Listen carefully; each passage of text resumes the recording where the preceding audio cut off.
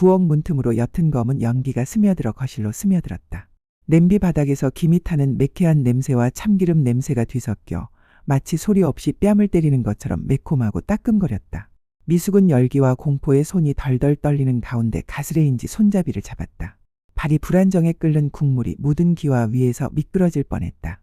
낡고 바랜 손수건을 집어들고 온 힘을 다해 부채질을 했지만 소용없었다. 그녀는 몇 번 기침을 하며 난로 옆 작은 문을 열어 연기를 빼내려고 했었다. 더위와 마음의 고통으로 얼굴은 쭈글쭈글했다. 그녀의 눈은 검은 냄비 바닥에 붙어 있었다. 마치 그 냄새나는 것이 정오부터 손주에게 끓여온 수프 냄비라는 사실을 믿을 수 없다는 듯. 그는 미역을 좋아해요. 제가 정말 잘 요리해 드릴게요. 그 말이 그녀의 머릿속에 울려 퍼졌지만 그녀가 말을 끝내기도 전에 부엌 문이 벌컥 열렸다. 하이힐이 바닥을 쿵쿵 울리는 소리가 났다. 날카로운 여자 목소리가 정적을 깨고 울려 퍼졌다. 며느리 민정이 갑자기 나타났다. 엄마, 뭐 하는 거예요? 미숙은 깜짝 놀랐다. 그녀의 눈이 휘둥그레졌고 혹시라도 실수가 있을지도 모른다는 듯 손으로 입을 가렸다. 민정 불타는 냄비를 가리키며 몇 번이나 말했냐? 부엌에 가지 마. 내 말 안 들려? 미숙 씨는 대답하려고 입을 열었지만 목이 막혔다. 목소리가 쉰 채였다. 엄마, 그냥 참기름만 넣고 싶었어요. 오늘 제 생일인데 엄마가 직접 요리하고 싶어해요. 민정 말을 가로채며 거칠게. 요리? 엄마, 이걸 요리라고 하세요? 냄비는 타고, 집은 연기로 가득하고, 쓰레기 타는 냄새까지 나요. 하루 종일 일해서 지친데 이걸 치워야 한다고요? 그녀의 얼굴은 화가 난 건지 아니면 이웃들이 타는 냄새를 맡을까봐 부끄러운 건지 붉어 있었다. 그녀는 팔짱을 끼고 미숙을 머리부터 발끝까지 노려보았다. 마치 벌을 받아야 할 버릇없는 아이를 보는 듯했다. 미숙은 가만히 서 있었다. 변명도 눈물도 없었다. 고개를 깊이 숙였다. 이마에 주름이 깊어졌다. 가슴에 손을 얹었다. 심장이 쿵쾅거렸다. 두려움이 아니라 슬픔이었다. 오후 내내 그녀는 부지런히 미역을 채취하고 하나하나 씻어 말린 생선뼈로 육수를 끓였다. 불을 끄기 전에 3번이나 맛보았는데 향을 더하기 위해 참기름을 조금 넣을 생각이었기에 잠시 잊고 있었다. 그리고 그 모든 노력, 이제는 연기만, 그리고 꾸중만, 동정의 말 한마디도, 이해의 눈빛도 없었다. 오직 민정의 목소리만이 망치처럼 고막에 울려 퍼졌다. 내가 부엌에 한 번만 더 들어가면 내가 시장에 가서 요리해 줄게. 더는 못 참겠어. 민정은 화가 나서 돌아섰다. 차가운 타일 바닥에 무거운 발소리가 울려 퍼졌다. 침실 문이 쾅 닫혔다. 집안은 기묘하게 조용해졌다. 난로가 천천히 식는 소리와 환풍기가 윙윙 돌아가는 소리만 들릴 뿐이었다. 미숙은 웅크리고 앉아 나무 주걱을 집어들었다. 나무는 한쪽 면이 그을려 있었다. 손이 너무 떨려 주걱을 들기가 힘들었다. 주걱을 다시 선반에 올려놓고 숟건을 꺼내 스토브 주변에 그을린 자국을 조심스럽게 닦아냈다. 마치 마음을 달래듯 닦는 동안 가슴에서 눈물이 차올랐다. 하지만 떨어지지 않았다. 왜냐하면 그녀는 알고 있었기 때문이다. 지금 눈물을 흘린다면 다시는 그 집에서 고개를 들 수 없을 거라는 것을. 부엌을 치운 미숙은 복도 끝에 있는 작은 방으로 돌아갔다. 6제곱미터도 안 되는 방은 싱글 침대 하나와 짧은 나무 캐비닛 하나가 겨우 들어갈 만큼 작았다. 아무도 미숙을 먹으라고 부르지 않았다. 아무도 미숙이 괜찮냐고 묻지 않았다. 그녀는 민정이를 탓하지 않았다. 민정이가 그냥 피곤해서 그럴 거라고 생각했다. 그녀는 반쯤 닫힌 문 너머로 식탁을 바라보았다. 밝은 흰색 천장등이 음식 접시 하나하나를 비추고 있었다. 김치국, 생선 튀김, 옥수수 볶음. 하지만 미역국은 없었다. 그녀는 갑자기 기억해냈습니다. 오늘 아침 그녀의 어린 손주가 신이 나서 달려와 그녀의 다리를 꼭 껴안으며 말했습니다. 할머니, 오늘 미역 드셨어요? 저는 단물이 좋아요. 그녀는 미소를 지으며 손자의 머리를 쓰다듬으며 굳게 약속했다. 하지만 지금 그 약속은 오후의 냄비 바닥처럼 새까맣게 변해 있었다. 아기의 울음소리가 울려 퍼졌다.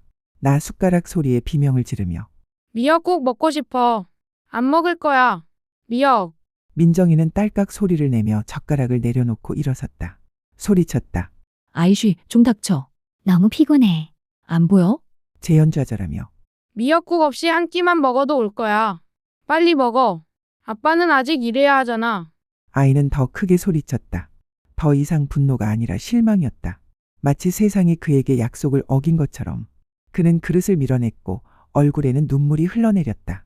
미숙은 방 안에 앉아 두 손을 모아 무릎에 꼭 눌러 놓았다. 온몸이 살짝 떨렸다.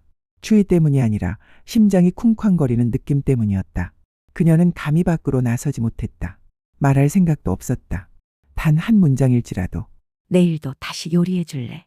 하지만 그녀는 알고 있었다. 오랫동안 이 식사에서 소외되어 있었다는 것을. 더 이상 아무도 그녀를 식사의 필요로 하지 않았다. 아무도 그녀가 부엌에 있기를 원하지 않았다. 그녀를 가장 아프게 한 것은 며느리의 잔소리가 아니었다.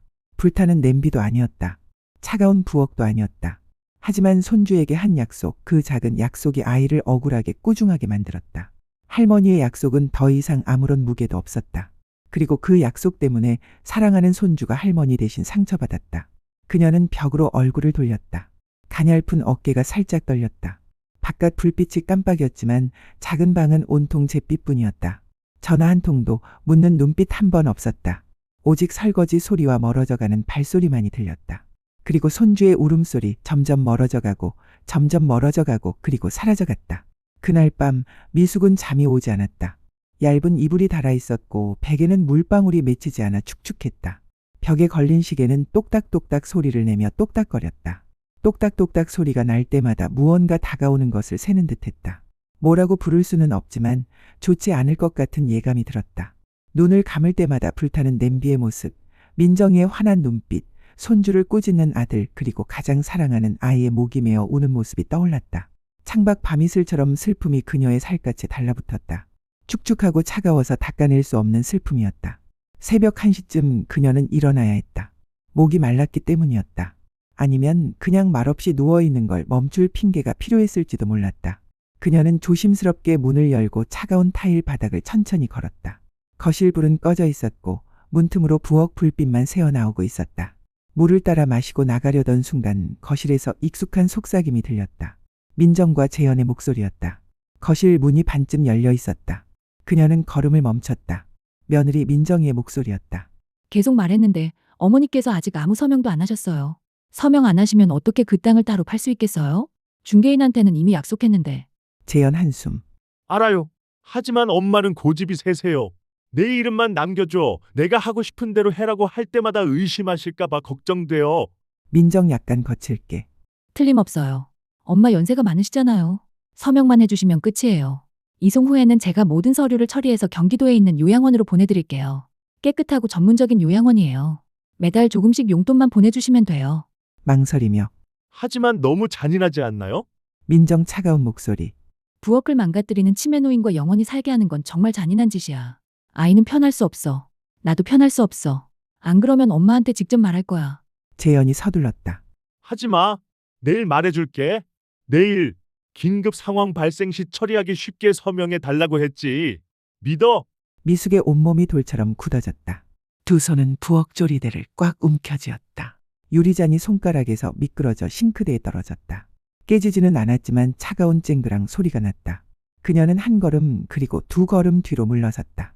한 걸음 한 걸음이 수년간 소중히 간직해온 신뢰를 찢는 칼날 같았다. 평생을 바쳐 키우고 지켜온 아들이 이제 와서 그녀를 유혹하려 드는 것이다. 마치 그녀가 미친놈인 것처럼. 알고 보니 요양원은 최후의 수단이 아니었다. 계획된 목표였다. 그저 서명만 기다리고 있었다. 서명 하나만 그러면 유통기한이 지난 물건처럼 내쫓길 것이다. 그녀는 울지도 비명을 지르지도 않았다. 방으로 돌아가 살며시 문을 닫았다. 손은 여전히 떨렸지만 가슴은 차가웠다. 그녀는 침대에 누웠다. 눈을 크게 뜨고 천장을 바라보았다. 시계가 다시 똑딱거렸다. 똑딱. 그리고 이번에는 알았다. 다시 잠이 오지 않을 것이다. 그리고 다시는 엄마라는 말을 믿지 않을 것이다. 다음 날 아침부터 미숙 씨는 그림자처럼 살았습니다. 집안의 누구도 그녀가 무엇을 먹고 무엇을 하고 어디에 가는지 신경 쓰지 않았습니다. 설거지를 하고 바닥을 닦고 빨래를 개는 것은 여전히 뼈속 깊이 새겨진 습관이었지만 그녀의 눈에는 모든 것이 바뀌어 있었습니다. 예전에는 그녀의 집이었던 이 집은 이제 그녀가 상처에서 벗어나기 전 잠시 머물던 곳일 뿐이었습니다. 그녀는 싸우지도 울지도 않았다. 아들이 바랐던 대로 서류에 서명하는 것에 대해서는 아무 말도 하지 않았다. 그저 침묵만 지켰다. 하지만 그녀의 마음속에서는 무언가가 움직이기 시작했다. 화창한 어느 오후 온 가족이 자리를 비운 사이 그녀는 남편의 옛방으로 들어갔다.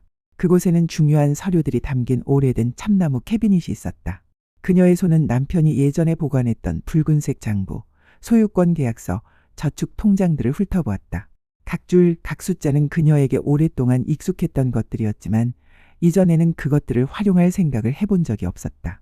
하지만 이제는 달랐다. 그녀는 계획을 세우기 시작했다. 다음 날 그녀는 은행에 갔습니다. 저축 계좌에 남은 돈을 모두 인출한 후 남편의 오랜 친구가 일하던 법률 사무소로 갔습니다. 그녀는 이렇게 제안했습니다. 제 명의로 된 모든 자산을 팔고 싶어요. 비밀리에 빨리요. 가족 중 누구도 모르게요. 변호사가 이유를 물었습니다. 그녀는 그저 살짝 미소 지을 뿐이었습니다. 저는 늙었어요. 남은 인생을 제 진실대로 살고 싶어요. 누군가 저를 사랑해 주기를 기다리지 않고요.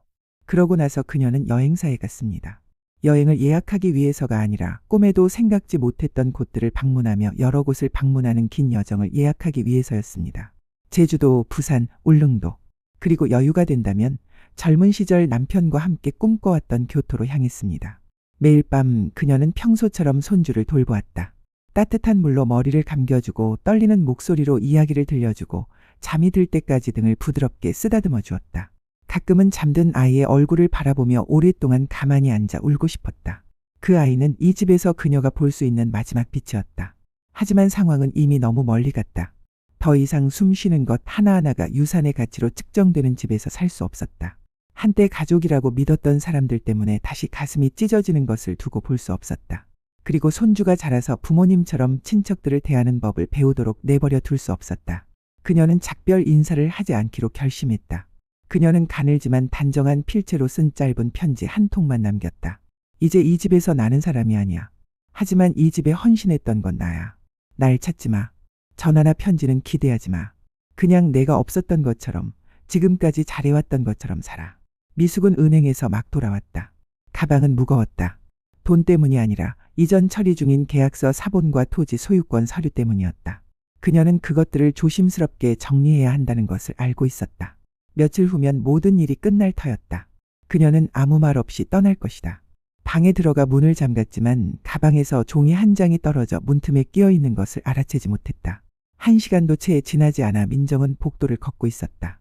아들에게 간식을 주러 나가라고 하려던 순간 문틈으로 작은 종이 한 장이 보였다. 호기심에 몸을 숙여 종이를 꺼냈다. 처음에는 그저 의심스러운 눈빛이었다. 하지만 인쇄된 글자를 보자 재산 이전 허가. 그녀의 눈이 휘둥그레졌다. 노크도 하지 않고 미숙의 방문을 밀었다. 민정이. 엄마, 뭐 하세요? 미숙 부인은 깜짝 놀랐다. 아직 손에 든 계약서를 캐비닛에 넣지 않은 상태였다. 두 사람의 눈이 마주쳤다. 한 명은 어리둥절했고 다른 한 명은 당황한 기색이었다. 민정 씨는? 양도허가? 어머니가 땅을 팔았다고? 누구 의견도 묻지 않고? 미숙 씨 진정하세요. 그 땅은 내 땅이야. 내 명의로 되어 있어. 아버지가 돌아가신 후로 내가 모든 걸 다 돌봐왔지. 이제 내 삶을 위해 쓰고 싶어. 민정 화난? 이 가족은 어쩌고? 나랑 안재현은 어쩌고? 그렇게 떠나는 게 무정한 거야? 미숙 여사 눈은 살짝 붉었지만 목소리는 뻣뻣함. 양심이 있냐고 물었지. 내가 계약하자마자 널 요양원에 보낼 계획이었던 건 누구였어? 친구 사이로 속여 집을 사게 한 다음 널 낡은 가구처럼 버릴 계획이었던 건 누구였어? 민정은 잠시 침묵했다. 그러다가 갑자기 공격적인 목소리로 말을 꺼냈다.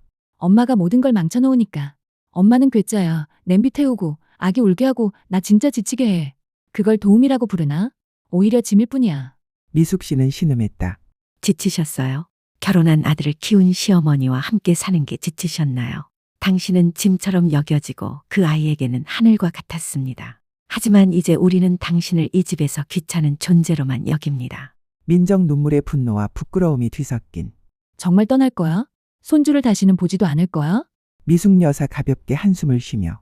저는 그를 정말 사랑합니다. 하지만 아들이 바람을 피우고 며느리가 그를 경멸하고 손주가 인간성 없는 집에서 자라는 것을 그저 지켜보기만 할 수는 없습니다. 저는 그를 버리지 않았습니다. 저는 단지 저 자신을 더 이상 버리지 않기로 선택했을 뿐입니다. 민정은 가만히 서 있었다. 더 이상 대답할 말이 없었다. 미숙이 한 말은 모두 진실이었다. 오랫동안 용기 내어 고백하지 못했던 고통스러운 진실이었다. 미숙은 서류를 모두 챙겨 가방에 넣었다. 손은 더 이상 떨리지 않았고 시선도 더 이상 아래로 향하지 않았다. 그녀는 돌아서서 처음으로 그리고 마지막으로 고개를 높이 들고 그 방에서 나갔습니다. 조용한 주택가에 있는 3층짜리 집, 이제는 새 세입자가 살고 있다. 매매, 간판은 내려져 있었다. 낡은 커튼, 나무 찬장, 그리고 미숙이 매일 아침 일하던 식탁은 모두 사라져 있었다. 재현 가족의 소유였던 그 집은 애초에 그들의 것이 아니었다. 그저 그곳에서 살았을 뿐이었다. 그리고 그들은 그 집을 평생 소중히 간직했던 유일한 여자와 함께 잃어버렸다. 미숙은 모든 것을 팔아치웠다. 현금으로. 아무런 예고도 없이, 상의도 없이. 그녀는 서울에서 조용히 사라졌다. 그리고 재현과 민정이 그 사실을 알았을 때는 이미 늦었다. 그들은 끊임없이 그녀에게 전화를 걸었다. 문자를 보내고 울고 심지어 이메일을 보내 애원하기도 했다. 엄마, 돌아와요. 우리가 틀렸어요. 이렇게 떠나면 어떻게 살아요? 아무것도 필요 없어요. 그냥 돌아와요. 하지만 그녀는 전화를 받지 않았다. 그녀는 알고 있었다. 그들은 어머니를 잃어서 아픈 게 아니었다.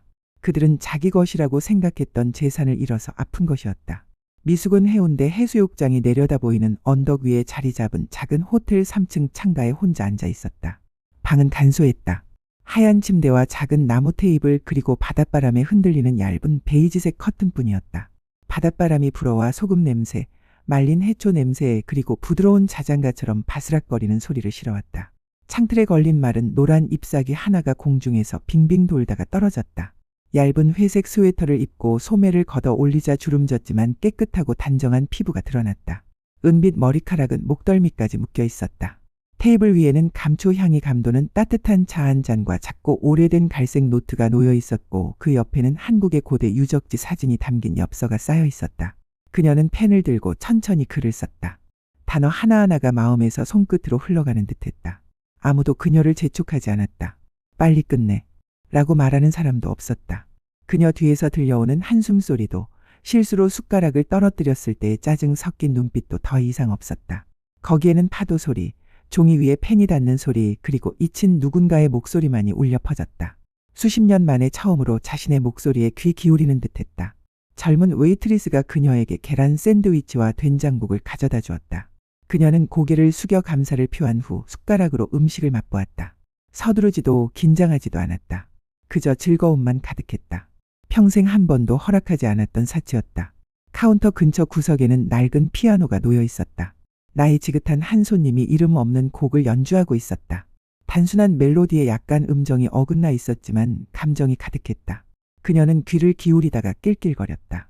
이 소리가 나를 두렵게 하지 않은 지 오랜 시간이 지났어. 아침 식사 후 그녀는 창가 책상으로 돌아갔다. 아침 햇살에 방이 따스하게 따뜻해졌다. 햇살 아래 그녀의 얼굴은 맑아 보였다. 더 이상 피곤하거나 체념한 기색은 없었다. 오히려 깊은 평온함이 느껴졌다. 마치 폭풍을 이겨내고 다시 숨 쉬는 법을 배우는 사람 같았다. 그녀는 미완성 엽서를 펼쳤다. 엽서 앞면에는 밝은 노란색 유채꽃밭이 펼쳐져 있었고 저 멀리 언덕을 따라 바다로 이어지는 비포장도로가 보였다. 그녀는 오랫동안 사진을 바라보다가 마지막 줄을 적었다. 난 누구에게도 화난 적 없어. 난 그냥 나 자신을 위해 사는 법을 배우고 있을 뿐이야. 마치 자전거 타는 법을 배울 때 모든 걸 내려놓고 혼자 자전거를 타야 했던 것처럼. 사랑해. 잘하면 다시 만날 수 있을 거야. 글을 다 쓴 그녀는 엽서를 탁자 위에 올려놓고 차를 한 잔 더 따른 후 의자에 기대앉았다. 그녀는 눈을 감았다. 도망치려는 게 아니었다. 하지만 난생 처음으로 또렷하게 느끼고 싶었다. 그게 어떤 건지 아무도 그녀를 필요로 하지 않았고 그녀 자신도 더 이상 누구도 필요하지 않았다. 그리고 그 필요 없는 상태에서 그녀는 자신을 발견했다. 아직 이른 시간이었다. 저 멀리 산 너머로 해가 막 떠올라 우체국 마당 바깥의 곡선 기와지붕과 고목들을 주황빛으로 물들이고 있었다. 살랑살랑 불어오는 바람에 게시판의 전단지가 흔들리며 평화로운 시골에 익숙한 바스락거리는 소리가 났다. 경주 우체국은 옅은 노란색 벽, 빛바랜 명찰, 아침 이슬로 뒤덮인 유리문이 있는 아주 작은 우체국이었다. 카운터 하나와 손님들이 기다릴 수 있는 나무 벤치가 길게 늘어서 있을 뿐이었다. 붐비지도 시끄럽지도 않았다. 그저 이곳의 삶의 리듬처럼 고요한 정적만이 감돌았다. 미숙이 회색 카디건을 입고 얇은 스카프를 목에 두른 채 들어왔다. 낡은 나무바닥에 발 뒤꿈치가 가볍게 찰칵 소리를 내며 한 걸음씩 느리지만 거침없이 걸었다. 손에는 전날 밤 다 쓴 엽서가 들려 있었다. 그녀 앞에는 나지막한 언덕 사이로 노란 유채꽃이 활짝 핀 들판이 펼쳐져 있었다. 향기로운 유채꽃밭에 선 미숙은 마치 생애 처음으로 혼자 사는 듯 심호흡을 했다. 그녀는 마치 생애 처음으로 자신을 위해 사는 듯 심호흡을 했다. 그녀는 왼쪽 구석에 있는 낡은 빨간 우체통으로 걸어갔다. 그 옆에는 작은 팻말이 있었다. 사랑을 멀리 보내고 목적지에 닿기를 바라. 그녀는 잠시 말을 멈췄다. 그녀의 손은 엽서를 부드럽게 꽉 쥐었다. 봉투는 필요 없었다. 숨길 필요도 없었다. 사랑은 써야 한다면 진짜 말로 써야 했다. 포장할 필요도 없었다. 그녀는 마지막으로 카드를 바라보았다. 그녀의 필체는 낡았다. 더 이상 고르지도 강렬하지도 않았지만 한 줄 한 줄, 한 획 한 획에는 사랑이 가득했다. 사랑하는 정우에게. 아침 햇살이 따스하고 새들이 즐겁게 지저귀는 곳에 있어. 매일 아침 유채꽃밭을 걸으며 너를 생각해. 나는 누구에게도 화가 나지 않아. 반세기 동안 남을 위해 살아오면서 나 자신을 위해 사는 법을 배우기로 했을 뿐이야. 잘 자라. 어른들이 널 상처 줬다고 해서 남을 상처 주지 마. 내가 보고 싶으면 하늘을 올려다봐. 나는 아직 거기에 있어. 구름 속에, 햇살 속에, 바람 속에. 사랑해. 우체국 안으로 바람이 살랑살랑 불었다. 마당 바깥 나뭇잎들이 그녀의 손바닥으로 날아들었다. 그녀는 잠시 눈을 감았다. 마치 기도하듯. 자신의 안전을 위해서가 아니라 아직 너무 어려서 이해하지 못하는 손주를 위해서였다. 끝까지 사랑하지만 함께할 수 없는 사람들이 있다. 그러자 그녀는 눈을 뜨고 엽서를 조심스럽게 우체통에 넣었다. 찰칵 하는 작은 소리가 들렸다. 하지만 그녀에게는 인생의 한 장을 마무리하는 소리였다. 그리고 또 다른 장을 여는 소리였다. 마지막이지만 가장 자유로운 장을. 그녀는 뒤돌아보지 않고 돌아섰다. 엽서가 떠나는 것을 볼 필요는 없었다. 왜냐하면 그녀는 알고 있었기 때문이다. 진정한 사랑은 평화로운 마음으로 보낸다면 결국 올바른 곳에 다 영원히 그곳에 머무를 것이기 때문이다. 재현은 새로 칠해진 검은 철문 앞에서 미동도 없이 서 있었다. 그가 어린 시절을 보내고 아내와 첫 식사를 하고 아들의 이름을 지어준 3층 집은 더 이상 그의 것이 아니었다. 2층 창문이 열려 있었다. 라디오에서는 은은한 클래식 음악이 흘러나왔다. 발코니에서는 낯선 여자가 꽃에 물을 주고 있었다. 그녀는 낯선 사람이었고 원한도 없었다. 그저 한때 그의 가족이라 불렸던 이 집의 새 주인일 뿐이었다. 재현의 손에는 엽서 한 장이 들려 있었다. 아들 정우가 오늘 아침 받았던 얇은 종이었다. 노란 유채꽃밭이 그려진 엽서. 마치 건강했던 시절 어머니의 미소처럼 소박하면서도 따스한 그림이었다. 그는 3번이나 읽었다. 하지만 모든 단어가 처음 읽었을 때처럼 그의 가슴을 꿰뚫었다. 할머니는 누구에게도 화를 내시지 않아요. 그저 오랫동안 남을 위해 살아오신 후 자신을 위해 조금 더 살아가는 법을 배우고 싶어 하실 뿐이에요. 그의 옆에는 정우가 인도에 앉아 작은 두 손으로 엽서를 마치 보물처럼 쥐고 있었다. 소녀는 가족이 떠났다는 사실도 할머니가 더 이상 자신과 함께 살지 않는다는 사실도 이해하지 못했다. 그는 할머니가 집에 없다는 사실만 알았을 뿐 편지에 적힌 대로 할머니가 여전히 아주 가까이 계시다는 것만 알았다. 정우는 미소를 지으며 하늘을 올려다보며 속삭였다. 할머니는 구름 위를 날고 계세요, 아빠. 꽃이랑 떡이 가득한 곳 어디 있어요? 재현은 대답하지 않았다. 목이 메어졌다. 분노 때문이 아니라 상처 때문이 아니라 평생 씻어낼 수 있을지 확신할 수 없는 깊은 수치심 때문이었다. 어머니는 항상 곁에 계실 거라고 생각했다. 늙으셨고 어디에도 갈 수 없으실 거라고. 포옹, 인사, 악수 정도는 미룰 수 있을 거라고. 하지만 그녀는 사라졌다. 소리도 없이 아무것도 남기지 않은 채. 하지만 그의 삶에서 받았던 온갖 꾸중을 다 합친 것보다 더 무거운 공허함만이 남았다. 그는 돌아서서 아들을 바라보았다. 아들은 여전히 미소를 지으며 구름을 올려다보고 있었다. 그리고 그때 30년이 넘는 이 세상에서 처음으로 재현은 어머니를 더 이상 누군가 돌봐줘야 하는 늙고 느린 여자로 보지 않았다. 그는 어머니를 용감하고 강하며 자유로운 여자로 보았다. 그가 가진 하지만 어떻게 지켜야 할지 몰랐던 바람이 나무 사이로 부드럽게 불었다. 엽서가 그녀의 손에서 흔들렸다. 어딘가에서 미숙이 미소 짓는 것 같았다. 화내지도 않고 돌아서지도 않았다. 하지만 잊지도 않았다. 온 가족이 이 집에서 살았다. 하지만 오직 한 사람만이 진정으로 명예와 마음의 평화를 가지고 떠났다. 그리고 끊임없이 사랑해 온 마음을 가지고.